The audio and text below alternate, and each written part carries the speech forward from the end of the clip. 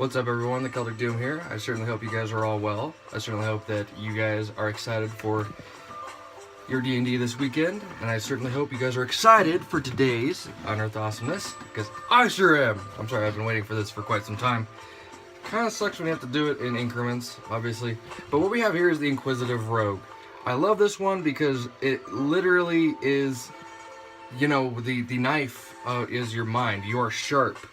You can literally use that adjective in battle, in combat. You know, we have the Ear for Deceit, which basically, you can combine this with feats like the Observant feat or the Keen Mind feat and really break your game. And that's why I'm kind of glad that they're really doing this in the form of playtesting, just to kind of test that stuff out, because, my god. So, Ear for Deceit, when you choose this archetype at 3rd level, you develop a keen ear for picking out lies whenever you make a wisdom insight check to sense if a creature is lying to you, or if you use the total of your check. You can use the total of your check, or, and this is where it gets crazy, 8 plus your wisdom modifier, which is higher if you're proficient, because then you can add your proficiency. Or, if you have that as your expertise, you double your proficiency. So you're literally about 2 points shy of just using a passive insight instead of your roll if you want to. So say, you know, I mean, especially if you use your expertise on this, you will sniff out lies everywhere.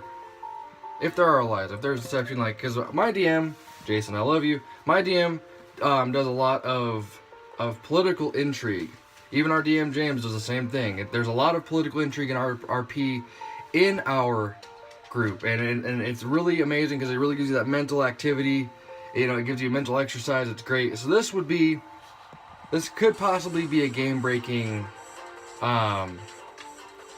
archetype for our kind of game. Because, I mean, if you're heavily combat-oriented, then you know, you may not use this as much, but when you do, it really makes that impact that I feel like an archetype or a specialization would. Now, we have the Eye for Detail as well as Insightful Fighting that you get immediately upon reaching this level and taking this archetype. So, starting at 3rd level, you can use a bonus action granted to you by your Cunning action feature to make a perception check, to spot a hidden creature or object, or make an investigation check to uncover or decipher clues, or use your Insightful Fighting. Now, the Insightful Fighting, well, Wally, what's the Insightful Fighting? Well, the Insightful Fighting, guys, is just this level of ridiculousness that's like up here, you know? Assassinate's kind of right here. This is a little bit above that. You know, at 3rd level, you gain the ability to decipher an opponent's tactics and develop a counter to them. I mean, it's kind of brilliant because you're like, you know, I'm Sun Tzu, you're going to die. That's kind of how it works. You know, and you make a wisdom insight check against a creature you can see that isn't incapacitated, opposed by the deception check of that creature. If you succeed, you can use sneak attack against the creature, even if you do not have advantage against it, or even if there's no enemy within, or enemy of said creature within 5 feet of it. You can use sneak attack in this way, even if you have disadvantage against that target. This benefit lasts for 1 minute, or until you successfully use Insightful Fighting against a different target. Good God. I mean, one of the things I'm kind of curious about, so it just lets you use it repetitively, like repeatedly, like we obviously once per turn, but still, for 1 minute, I mean, combine that with some Ranger, man. I mean, seriously. This archetype really brings to the point of, I saw a post in the group earlier about, you know, how a lot of people think of rogues and think of thieves. How the archetype or the concept of the entirety of the class sometimes gets blemished. I mean, obviously, you know, gold's good, but, you know, I mean, you have a lot of things where a rogue can literally be just a light fighter or an urban ranger, you know. Now what we have here is at the 9th level you get Steady Eye. You gain advantage on any wisdom perception check made on your turn to find a hidden creature or object if you do not move during that turn. If you use this ability before moving, you cannot move or ready movement during your turn. So, you know, yeah, that's basically what you're doing.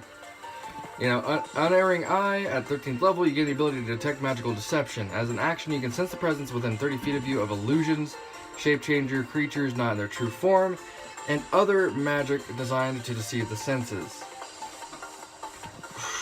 Where, you know, you can literally become a hunter of shape changers. You know, I mean, I don't know if you'd consider shape changer being like a lycanthrope or something like that, but that could be huge to a character's concept later on.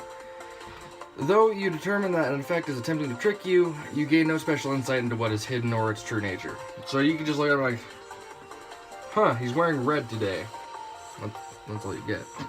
You know, and then you have 17, you have Eye for Weakness. At 17th level, you learn to exploit a creature's weaknesses by carefully studying its tactics and movement. While your insightful fighting feature applies to a creature, your sneak attack damage against the creature increases by 2d6. Ooh. This would be fun to use in a bar fight. Anyway, with that being said, that is the Inquisitive Rogue, and this is the final edict to our 3-part series on the Walk in the Shadows. That kind of were, like I said, overall we just covered the different things brought into us by the Unearthed Arcana, the Gothic Heroes section of it. You know, we went over the Revenant. You can check out that video a while ago. You can check out the Monster Hunter, which is amazing. You really need to go check that out. Maybe check out the video, leave a like, it'll be great. And then we have the Inquisitive Rogue, who his sharpest dagger is his mind. It's great, or his eye for detail. He's got sharp senses, needless to say. But otherwise, it's definitely been a pleasure, you guys, and I certainly hope that your weekend has gone well, or is going to go well, and all of your gaming exploits are phenomenal. Hopefully, we keep the character deaths to a minimum. That is yet to be seen. But it's been a pleasure. So this is the Cult of Doom, over and out. I will see you guys on Monday.